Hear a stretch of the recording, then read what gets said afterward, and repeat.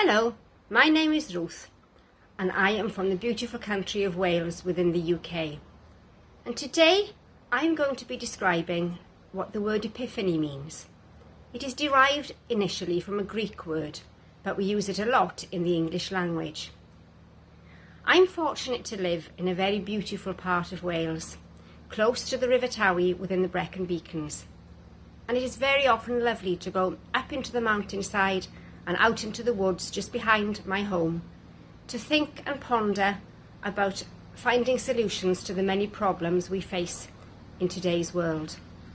And very often the solution to that problem comes all of a sudden, an epiphany, a sudden revelation, a sudden finding of a solution to a problem. Epiphany. Thank you.